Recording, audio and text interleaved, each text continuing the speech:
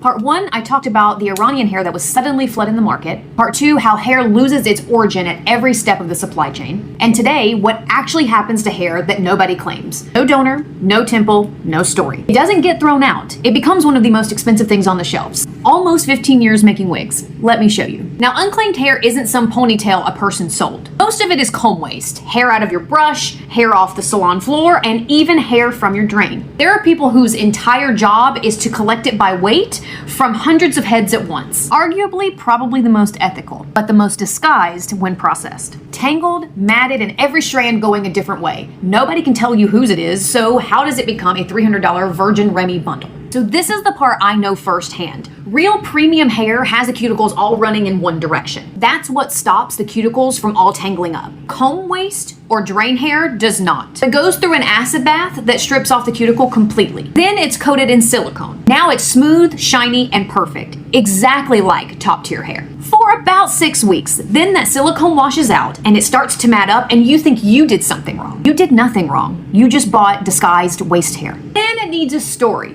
Brazilian, Peruvian, Slavic, those usually describe a texture, not a country. The label gets whatever name sells the best. It's not a fact, it's marketing. And sometimes there isn't even enough hair to fill the orders. So labs have even found yak and synthetic in 100% human hair. This is what ties this entire series together. Once hair is anonymous, it can be laundered. Strip the cuticle, coat it, give it a fake country, and anything can disappear into the pipeline. That's the vulnerability. A supply chain built to erase origin can hide whatever you put into it. Which brings me back to where I started, that Iranian hair. I told you it appeared out of nowhere, and a lot of you asked me to prove where it came from. And I'll be honest, I don't have the proof yet. The trade data doesn't fully explain it, the sourcing doesn't add up, and in an industry designed to erase origin, that is exactly the kind of thing that's almost impossible to prove. But hard to prove does not mean nothing there. I'm still looking into it and I have more questions than I started with. So after 3 videos, here's what I've landed on. You cannot verify ethical hair by look, feeling, or reading a label. The only thing that cuts through is documentation. Chain of custody,